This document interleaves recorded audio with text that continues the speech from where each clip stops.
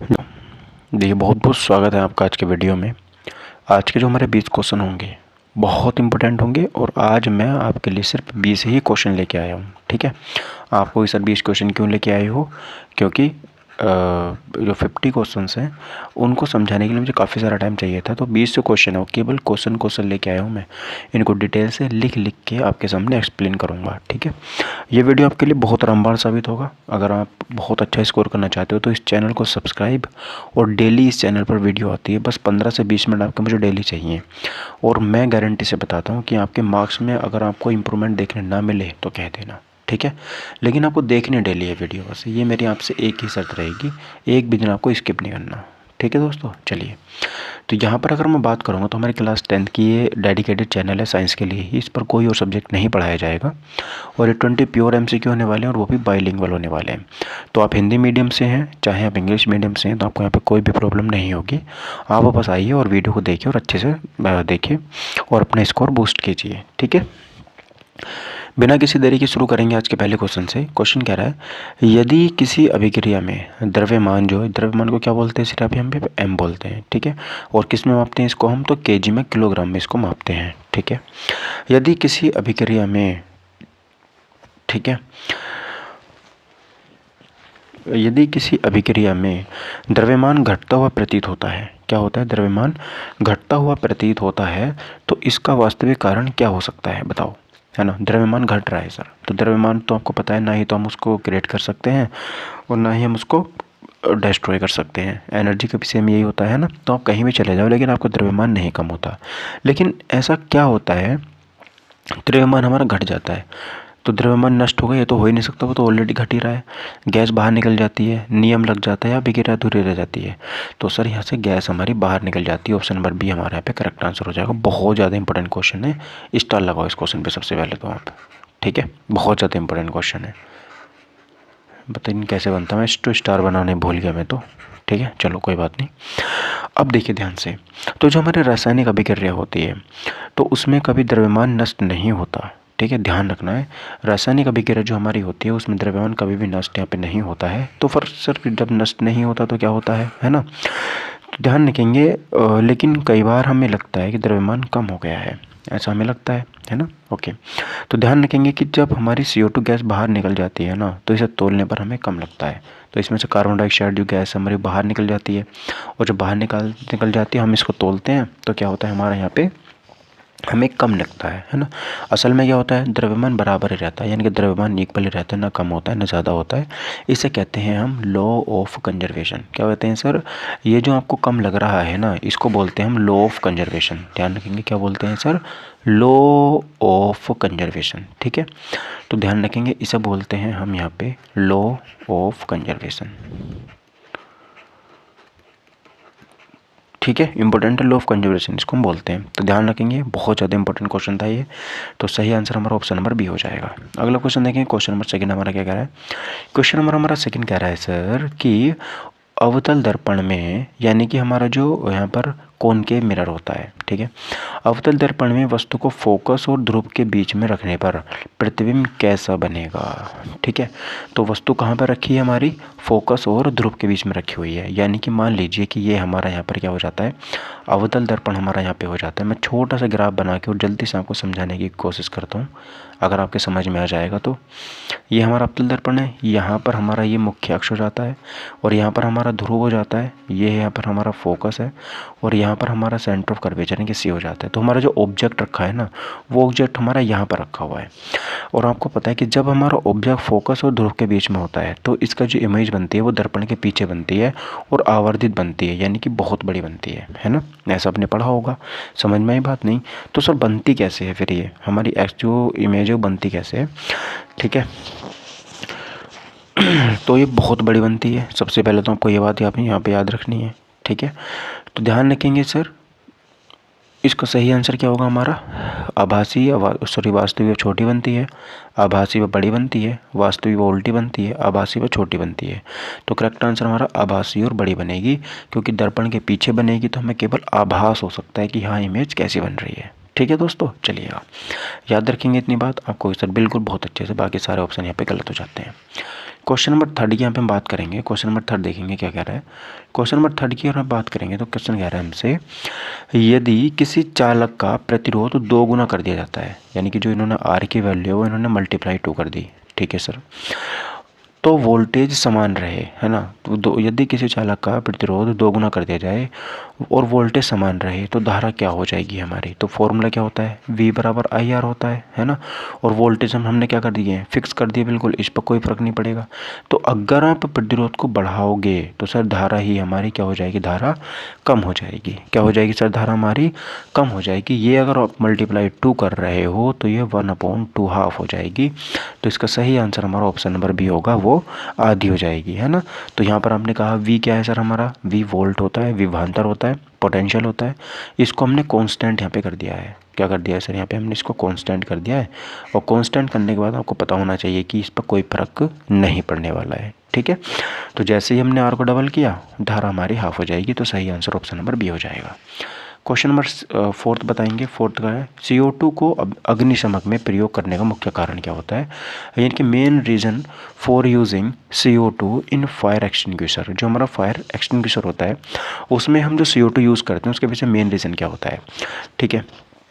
तो सही आंसर क्या बताएंगे, देखिए, क्या उसमें ठंडी गैस बड़ी होती है, आपको सब बिल्कुल नहीं, पहला ऑप्शन तो गलत हो जाता है। भारी होती है, दहन को सहारा नहीं देती है, जहरीली होती है। तो सही आंसर हमारा दहन को सहारा नहीं देती है, इनके डज नॉट सपोर्ट बर्निंग, ये बर्निंग को सपोर्ट नहीं करती है गैस। इसलिए हम जो फायर एक्सटिंग्विशर होते हैं हमारे, उसमें हम जो गैस का यूज़ करते हैं वो CO2 का यूज़ करते हैं, ठीक है। बहुत ध्यान रखेंगे इस बात को, इंपॉर्टेंट यहाँ पे हो जाती है। तो ध्यान रखेंगे, जो हमारी CO2 होती है, CO2 ऑक्सीजन इसमें नहीं मिलने देती। सबसे बड़ा फ़ायदा तो इसका हमारा यही हो जाता है, ये इसमें क्या नहीं मिलने देती, ऑक्सीजन नहीं मिलने देती, ठीक, ओके। दूसरी बात क्या है सर, यहाँ पे जब इसमें ऑक्सीजन नहीं मिलती है ना, ऑक्सीजन नहीं मिलती है तो आग को ये ढक लेती है ना, आग को क्या कर देती है, ढक लेती है, और बिना ऑक्सीजन की आग बुझ जाती है। इसी वजह से हम CO2 का यहाँ पे यूज़ करते हैं, बहुत इंपॉर्टेंट, ठीक। चलिए आगे बढ़ेंगे। क्वेश्चन नंबर 5 की यहाँ पे बात करेंगे, यदि किसी कोशिका में माइटोकॉन्ड्रिया ना हो तो क्या होगा। मान लीजिए माइटोकॉन्ड्रिया है ही नहीं किसी कोशिका में, तो क्या होगा, प्रोटीन नहीं बनेगा, ऊर्जा नहीं बनेगी, भोजन नहीं बनेगा, DNA नष्ट हो जाएगा। तो हमने माइटोकॉन्ड्रिया को क्या बोला है, पावर हाउस बोला है सर। ये हमारी सेल की एनर्जी हाउस, पावर हाउस है। तो ऊर्जा नहीं बनेगी, एनर्जी वॉन्ट बी प्रोड्यूस्ड, यहाँ पर एनर्जी हमारी प्रोड्यूस नहीं होगी। समझ में बात आपको आई, एनर्जी वॉन्ट यहाँ पर प्रोड्यूस, एनर्जी यहाँ पर प्रोड्यूस नहीं होगी। समझ में आई बात, ठीक है। इंपॉर्टेंट क्वेश्चन था काफ़ी। तो माइटोकॉन्ड्रिया को हम क्या और क्या बोलते हैं, देखिए यहाँ पे ध्यान रखेंगे, इसको हम बोलते हैं sir power house of cell. इसको हम पावर हाउस ऑफ सेल के नाम से जानते हैं, ठीक है। अच्छा, इसमें और क्या होता है, तो सर इसमें हमारा रेस्पिरेशन जो होता है सेल के अंदर, वो भी हमारा इसी के अंदर होता है ना। जो श्वसन होता है वो हमारा इसी के अंदर यहाँ पे होता है, रेस्पिरेशन, पीरेशन, ठीक है। यानी कि जो रेस्पिरेशन और जो हमारी एनर्जी बनती है वो किस फॉर्म में बनती है, ATP के फॉर्म में। और ATP फॉर्म क्या होती है हमारे यहाँ पर, adenosine triphosphate, adenosine, spelling mistake हो सकती है, ध्यान रखेंगे, है ना, ट्राइफॉस्फेट, ठीक है, एडिनोसिन ट्राइफॉस्फेट, याद रखिए इतनी बार, ठीक है सर। उसके बाद देखेंगे, अगर माइटोकॉन्ड्रिया में एनर्जी नहीं बनेगी तो सेल हमारी डेड हो जाएगी, और इस तरीके से हमारी बॉडी में बहुत ज़्यादा फर्क पड़ेगा। तो इसलिए एनर्जी जो पावर हाउस होता है वो हमारा माइटोकॉन्ड्रिया होता है। क्वेश्चन नंबर 6 है ना, पौधों में जल ऊपर की ओर चढ़ता है क्योंकि, है ना, पौधों में जो जल होता है वो हमारा ऊपर की ओर चढ़ता है, उसके पीछे रीज़न क्या है। Water rise upward in plant due to, है ना। तो पानी जो है हमारा वो किस वजह से ऊपर हमारा चढ़ता है, आप मुझे बताएंगे किस वजह से पानी हमारा यहाँ पे ऊपर चढ़ता है, उसके पीछे रीज़न क्या है, ठीक है। तो इसका सही आंसर क्या होगा, उसमें क्या हमारे साथ ग्रेविटी काम करती है, आपको उसे बिल्कुल नहीं। क्या उसमें हमारा वाष्पोत्सर्जन खिंचाव होता है, यानी कि ट्रांसपिरेशन पूल होता है, बिल्कुल सर, उसमें हमारा ट्रांसपिरेशन पूल होता है, ना ही उसमें डिफ्यूजन होता है, ना ही उसमें हमारा ऑस्मोसिस होता है। तो करेक्ट आंसर हमारा ऑप्शन नंबर बी हो जाएगा, ठीक है, ट्रांसपिरेशन उसमें हमारा होता है। आगे देखेंगे तो इसमें क्या होता है, देखिए जो हमारा ट्रांसपिरेशन होता है इसमें जो होता है हमारा पत्तियों से पानी उड़ता है इसमें, ठीक है, पत्तियों से क्या होता है, इसमें पानी हमारा उड़ता है, जो पत्तियां होती हैं उससे हमारा पानी उड़ता है, पत्तियों से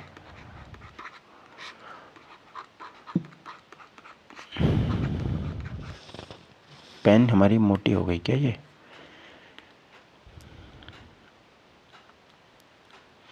पत्तियों से पानी उड़ता है यहाँ पे, और क्या होता है सर यहाँ पे पत्तियों के बाद में क्या होता है, तो पत्तियों से जैसे पानी उड़ता है तो यहाँ पर हमारा बनता है वैक्यूम। क्या बन जाता है, वैक्यूम बन जाता है, और वैक्यूम बनने के बाद पानी हमारा ऊपर चढ़ना शुरू हो जाता है। इसी को बोलते हैं ट्रांसपिरेशन पुल थ्योरी। तो सबसे पहले क्या होता है, पत्तियों से पानी उड़ता है, पानी उड़ने के बाद यहाँ पर हमारा वैक्यूम बन जाता है, और वैक्यूम बनता है तो यहाँ पर हमारा ट्रांसपिरेशन के थ्रू पानी ऊपर चढ़ना शुरू हो जाता है। बताओ पेड़ में ऐसा कौन सा भाग होता है जिसके थ्रू पानी पेड़ में ऊपर चढ़ता है, तो आपका सही आंसर होना चाहिए जाइलम। क्या होता है, जाइलम जो होता है उससे पानी पेड़ में ऊपर की ओर चढ़ता है। ठीक है, ध्यान रखेंगे। अगला देखेंगे क्वेश्चन, यहाँ पे क्वेश्चन नंबर हमारा 7 है। यदि pH वैल्यू हमारी 3 है ना, यदि pH वैल्यू 3 है तो विलियन कैसा होगा, बताओ। इसका तो आपको पता ही होना चाहिए था, है ना। तो pH स्केल की सबसे पहले जहाँ पे खोज की थी उसको याद रखेंगे, तो उसका नाम था सोरेनसन। कौन, क्या नाम था उसका, सोरेनसन, है ना। तो सोरेनसन यहाँ पर उसका नाम हो जाता है, याद रखेंगे सोरेनसन नाम है। दूसरा सर इसमें क्या होता है, तो हम इसमें pH मान जो वैल्यू जो नापते हैं वो हमारा 3 चीज़ें बताता है कि सर यहाँ पे या तो हमारा जो सॉल्यूशन होगा वो एसिडिक होगा, या फिर वो हमारा यहाँ पर न्यूट्रल होगा, ठीक है, या फिर वो हमारा बेसिक नेचर का होगा। ध्यान रखेंगे एसिडिक जो होता है हमारा 0 से लेकर के 7 के बीच में जो होता है वो एसिडिक होता है, 7 पर हमारा मतलब न्यूट्रल होता है, और 7 से लेकर के जो 14 तक होता है वो हमारे यहाँ पर बेसिक नेचर का होता है। तो ध्यान बताओ pH वैल्यू हमारी 3 है, तो 3 तो एसिडिक में आएगी, तो इसलिए सही आंसर क्या हो जाएगा हमारे यहाँ पे, स्ट्रॉन्ग एसिड हो जाएगा। ऑप्शन नंबर हमारा सी करेक्ट आंसर यहाँ पे हो जाता है। ठीक है, ध्यान रखेंगे correct answer option number C हो जाएगा। अच्छा pH जितना कम होगा, ध्यान रखेंगे pH जितना 0 के करीब होगा, ये कुछ इस तरीके से स्केल होता है, बीच में हमारा 7 होता है, यहाँ पर हमारा 14 होता है, और ये यहाँ पर हमारा 0 होता है। pH स्केल जितना हमारा लेफ्ट में चलेगा तो हमारा एसिड उतना ही स्ट्रॉन्ग होता चला जाएगा, और ध्यान रखना राइट में जितना चलेगा तो बेसिक नेचर उतना ही हमारा मतलब अच्छा होता चला जाएगा, यानी कि बहुत ज़्यादा बेसिक वो हो जाएगा फिर। ठीक है, चलो अब बताएंगे मानव आँख में दृष्टि दोष का मुख्य कारण क्या होता है ना। तो main cause of defect of vision in human आई, तो क्या कारण होता है बताओ कि हमारी आँख डिफेक्ट हो जाती है। रेटिना का फटना, क्या हमारी रेटिना डैमेज हो जाती है, लेंस की फोकस दूरी बदल जाती है, चेंज इन फोकल लेंथ, और यहाँ पे बात करेंगे कॉर्निया का रंग चेंज हो जाता है, पुतली का बंद होना होता है। तो करेक्ट आंसर क्या होगा, तो यहाँ पर हमारा सही आंसर है लेंस की फोकस दूरी बदल जाती है ना। सही आंसर हमारा ऑप्शन नंबर बी यहाँ पे हो जाता है, लेंस की फोकस दूरी change in the focal length. तभी तो हम यहाँ पे चश्मा लगाते हैं, और चश्मे में फोकस दूरी क्या हो जाती है, मैनेज हो जाती है, तो हमें चीज़ें वापस से सही दिखना शुरू हो जाती हैं, यही रीज़न होता है। ठीक है, ध्यान रखेंगे। अब जो हमारी लेंस ये आगे ख़राब होती हैं 2 तरीके से होती हैं, मैं बता देता हूँ। पहला जो होता है हमारा यहाँ पर मायोपिया होता है ना, जिसको बोलते हैं हम यहाँ पर निकट दृष्टि दोष, क्या बोलते हैं, निकट दृष्टि दोष। दूसरा यहाँ पर हमारा होता है हाइपरमेट्रोपिया, क्या होता है, हाइपरमेट्रोपिया, इसको बोलते हैं हम यहाँ पे दूरदर्शी दोष। तो ये जो हमारी होती हैं, तो इसमें ध्यान रखना जो फोकल लेंथ है हमारी मायोपिया में फोकल लेंथ क्या हो जाती है, एफ की वैल्यू यहाँ पर कम हो जाती है, एफ की वैल्यू क्या हो जाती है, कम, फोकल लेंथ बहुत कम हो जाती है। हाइपरमेट्रो में जो हमारी एफ की वैल्यू बहुत ज़्यादा हो जाती है, क्या हो जाती है, बहुत ज़्यादा हो जाती है। इससे क्या होता है हमारी इमेज जो है वो रेटिना पर फॉर्म ही नहीं होती, रेटिना पर बनती ही नहीं है, और हमारा विजन जो होता है वो डिफेक्ट हो जाता है। ठीक है, तो इसको सही करने के लिए क्या करते हैं, तो जो मायोपिया होता है इसमें तो हम यूज़ करते हैं यहाँ पे हम अवतल दर्पण, अवतल लेंस, सॉरी कौन सा, अवतल, और अवतल को क्या बोलते हैं, कॉनकेव बोलते हैं, कौन क्या बोलते हैं, कॉनकेव। ठीक है सर, ओके। इसको ठीक करने के लिए यहाँ पे उत्तल यूज़ करते हैं, उत्तल लेंस, और इसको क्या बोलते हैं यहाँ पे कॉन्वेक्स बोलते हैं। बात समझ आई नहीं आई, ठीक है सर, करेक्ट आंसर हमारा ऑप्शन नंबर बी हो जाएगा। 9 देखेंगे निम्न में से कौन सा ऊष्मा का अच्छा चालक है ना, जिसमें से हमारी जो एनर्जी है वो हीट है बहुत बहुत आसानी से फ्लो हो सकती है। लकड़ी बिल्कुल नहीं है सर, प्लास्टिक नहीं है, तांबा है, रबड़ है। तो करेक्ट आंसर ऑप्शन नंबर 9 का हमारा कॉपर हो जाएगा, copper is the right answer of this question. ठीक है, सी आंसर करेक्ट हो जाएगा। बात समझ आई, ठीक है। तो सबसे पहले अगर मैं बात करता हूँ जो हमारी ऊष्मा होती है इसका सबसे अच्छा चालक कौन होता है, तो इसका सबसे अच्छा जो हमारे मतलब चालक होते हैं वो होते हैं मेटल्स। कौन होते हैं, मेटल्स होते हैं। ठीक है, मेटल्स में क्यों होते हैं, क्योंकि मेटल्स के अंदर होते हैं हमारे फ्री कंडक्टर्स। क्या होते हैं, फ्री कंडक्टर्स होते हैं हमारे, फ्री इलेक्ट्रॉन्स होते हैं। और जो उसमें हमारे फ्री इलेक्ट्रॉन्स होते हैं मेटल्स के अंदर, वो मूव होना शुरू हो जाते हैं, मूव होते हैं ना, और जैसे वो गर्म होते हैं तो यहाँ पर हीट बहुत तेज़ी से मूव होना शुरू हो जाती है, हीट फास्टर। समझ आई बात? तो फ्री इलेक्ट्रॉन हमारे मेटल के अंदर होते हैं, इसलिए हमारी हीट यहाँ पर बहुत तेज़ी से ट्रांसफ़र होती है। और जो कॉपर है हमारा, ये बेस्ट कंडक्टर है, ध्यान रखेंगे क्या है हमारा, ये बेस्ट कंडक्टर है। ठीक है, बेस्ट कंडक्टर यहाँ पे हो जाता है। समझ में आई बात? इसलिए जो हमारी इलेक्ट्रिक वायर होती है ना, वो किसकी होती हैं? कॉपर की होती हैं। तो कॉपर की क्या होती है? हमारी इलेक्ट्रिक वायर। ठीक है, इलेक्ट्रिक जो वायर होती हैं वो हमारी किसकी होती हैं? कॉपर की होती हैं। और जितने भी हमारे कुकिंग यूटेंसिल्स होते हैं, ठीक है, क्या होते हैं? कुकिंग यूटेंसिल, यानी कि जो खाना बनाने वाली चीज़ें होती हैं, वो भी किसकी बनी होती हैं? हमारे ज़्यादातर कॉपर की बनी होती हैं, ध्यान रखेंगे। ठीक है सर, चलिए आगे बढ़ते हैं। वंशगति में लक्षणों का स्थान कैसा होता है ना? हेरिडिटी करेक्टरिस्टिक्स आर, हेरिडिटी जो होती है हमारी, heredity characteristics are present in, किस में होती है? प्रोटीन में होती है, कोशिका भित्ति में होती है, डीएनए में होती है, फिर माइटोकॉन्ड्रिया में होती है। तो करेक्ट आंसर हमारा सबको पता होगा इसका भाई, डीएनए में होती है। किस में होती है? डीएनए में होती है। ऑप्शन नंबर सी हमारा करेक्ट आंसर हो जाएगा यहाँ पे। ठीक है, डीएनए की फुल फॉर्म क्या होती है? तो इसको हम बोलते हैं सर यहाँ पे डी, है ना, deoxy ribo nucleic acid, nucleic acid. ठीक है, ये इसकी यहाँ पर फुल फॉर्म हो जाती है, डीऑक्सी राइबो न्यूक्लिक एसिड इसकी फुल फॉर्म हो जाती है। तो ये कैसे प्रेजेंट होते हैं इसके अंदर? तो सबसे पहले यहाँ पर हमारा होता है डीएनए। डीएनए की अगर यहाँ पे बात करते हैं, डीएनए में होते हैं हमारे जीन्स। क्या होते हैं? जीन्स होते हैं। ठीक है, जीन्स की अगर बात करते हैं तो जीन्स में हमारे होते हैं ट्रेड्स, जो ट्रेड्स होते हैं वो जीन्स में होते हैं। ठीक है, ध्यान रखेंगे। उसके बाद यहाँ पर हमारी जो चीज़ें हैं, जैसे हमारी हाइट हो गई, है ना, क्या क्या होती है इसमें? हमारी हाइट होती है ना। दूसरी चीज़ हमारा इसमें कलर होता है, कि हमारा जो मतलब कलर कैसा होना चाहिए, और हमारी इंटेलिजेंस भी इसमें ही होती है। ठीक है, इंटेलिजेंस। समझ में आई बात इतनी आपको? ठीक है सर, बहुत इंपॉर्टेंट बात थी ये, ध्यान रखेंगे।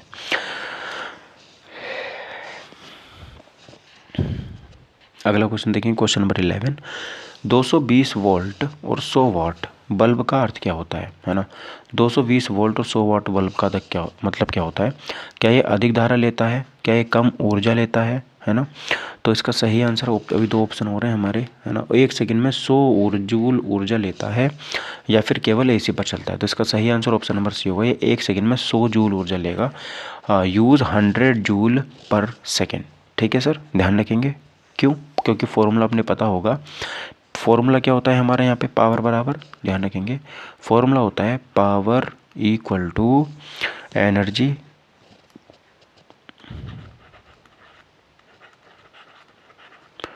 एनर्जी अपॉन क्या होता है यहाँ पे? ध्यान रखेंगे, टाइम। ठीक है, एनर्जी अपॉन टाइम होता है। तो इससे जब हम कैलकुलेट करेंगे इसको, तो 1 सेकंड में 100 जूल ऊर्जा यहाँ पर हमारी खर्च होती है इसमें। तो करेक्ट आंसर हमारा ऑप्शन नंबर सी हो जाएगा। ठीक है, अगला क्वेश्चन देखेंगे, ध्वनि तरंगे किस माध्यम में नहीं चल सकती, है ना? जो ध्वनि तरंगे होती हैं वो हमारी किस माध्यम में नहीं चल सकती? और ऑप्शन नंबर क्वेश्चन का बी का 12 का आंसर बताएंगे। ठीक है, तो सबको पता है, आपको भी पता होगा, थोड़ी बहुत पानी में भी चल जाती हैं, वायु में भी चल जाती हैं, ठोस में भी चल जाएंगी, लेकिन निर्वात में तो बिल्कुल भी नहीं चलेंगी। तो करेक्ट आंसर यहाँ पर हमारा ऑप्शन नंबर डी हो जाएगा, वैक्यूम, जिसको हम बोल देते हैं।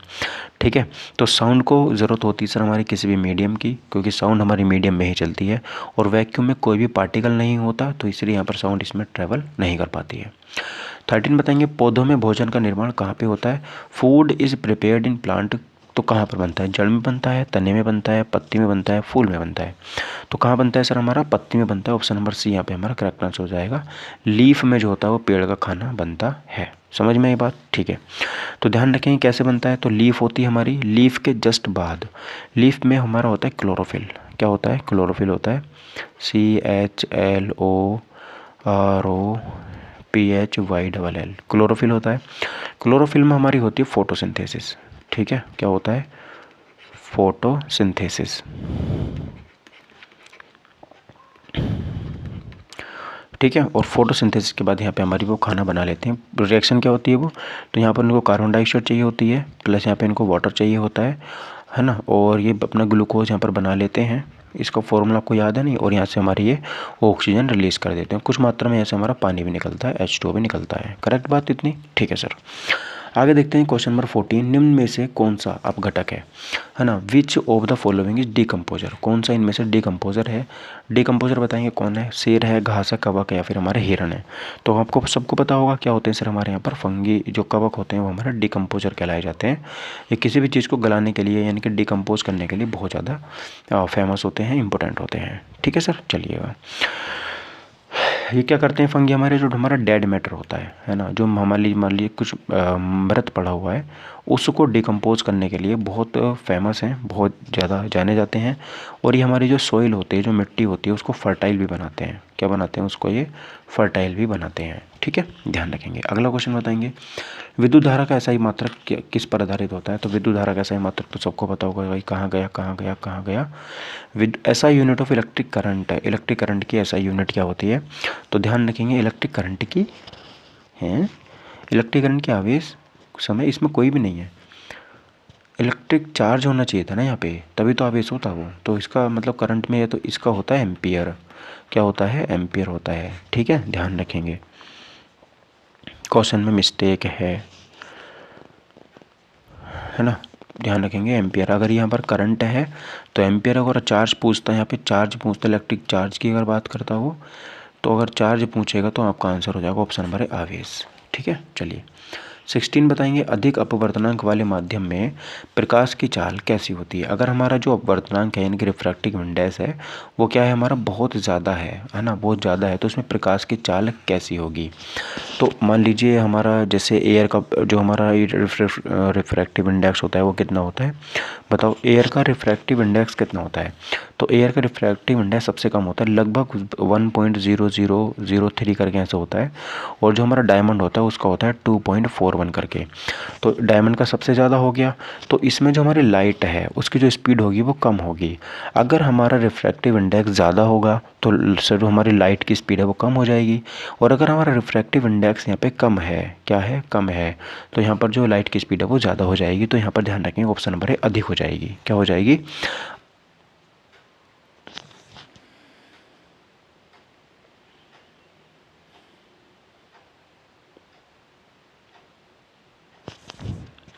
अधिक अपवर्तनांक वाले माध्यम में। हाँ मैंने गलत लगा दिया ना, मुझे लगा मैंने गलत क्वेश्चन पढ़ लिया ना। हमारा अब जो अपवर्तनांक है वो अधिक है ना, बहुत ज़्यादा है तो कम हो जाएगी ना। हाँ, अपवर्तनांक ज़्यादा होगा तो प्रकाश की चाल कम हो जाएगी, कम है ना। हाँ, मैं अपने आप ही कन्फ्यूज़ हो रहा हूँ, बताओ यार।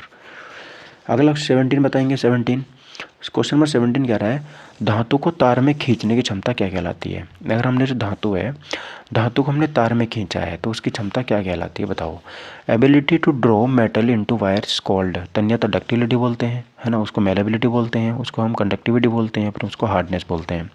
तो करेक्ट आंसर 17 का हमारा ऑप्शन नंबर हो जाएगा, जिसको बोलते हैं डक्टिलिटी। अगर हम उसको पीट पीट के थोड़े लंबे लंबे तार बना लेंगे तो उसको हम यहाँ पे डक्टिलिटी बोलते हैं। इंपॉर्टेंट क्वेश्चन है बहुत ज़्यादा। ठीक है, चलिए आगे बढ़ते हैं। ठीक है, अच्छा सबसे ज़्यादा हमारी डक्टिलिटी किस में होती है, तो आपको पता होगा ना, गोल्ड में होती है, क्योंकि गोल्ड के हमारे बहुत सारे यहाँ पर ज्वेलरी बनाई जाती हैं। अगला क्वेश्चन बताएंगे, क्वेश्चन नंबर 18 बताएंगे, रक्त में ऑक्सीजन वहन करता है। ऑक्सीजन इज ट्रांसपोर्टेड बाय, है ना, तो ब्लड में हमारे ऑक्सीजन को कौन लेकर जाता है, प्लेटलेट्स, प्लाज्मा, आरबीसी, डब्ल्यूबीसी। तो 18 का सही आंसर हमारा ऑप्शन नंबर बी हो जाएगा, क्योंकि आरबीसी हैं जो हमारी किसको कैरी करती हैं, ये ऑक्सीजन को कैरी करती हैं। ठीक है, ध्यान रखेंगे। देखो आरबीसी के अंदर होता है हमारा हीमोग्लोबिन। क्या होता है, हीमोग्लोबिन होता है।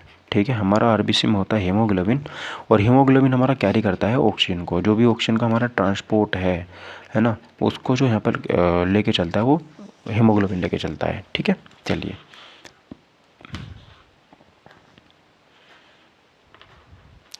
क्वेश्चन नंबर 19 बताएंगे, हरित लवक प्रभाव का मुख्य कारण है। हरित लवक का मतलब होता है main cause of green house effect is, जो हमारे ग्रीन हाउस गैस हैं, ठीक है, उसका क्या इफेक्ट होता है, मेन इफेक्ट। क्या यहाँ पर कार्बन डाइऑक्साइड का इफेक्ट होता है, O2 का होता है, N2 का होता है, फिर H2 का होता है। तो सबसे बड़ा इफेक्ट उसका कार्बन डाइऑक्साइड का है। जैसे जैसे हमारा ग्रीन हाउस का लेवल बढ़ रहा है, कार्बन डाइऑक्साइड का यहाँ पर लेवल धीरे धीरे बढ़ता रह रहा है। और इससे क्या होता है हमारा, इससे होता है हमारा सबसे बड़ी दिक्कत, जिसको बोलते हैं हम ग्लोबल वार्मिंग। ठीक है, ग्लोबल वार्मिंग बहुत खतरनाक चीज़ है, ध्यान रखेंगे। अगला क्वेश्चन देखेंगे, क्वेश्चन नंबर 20 का कह रहा है डीएनए की संरचना होती है, बताओ कैसी होती है।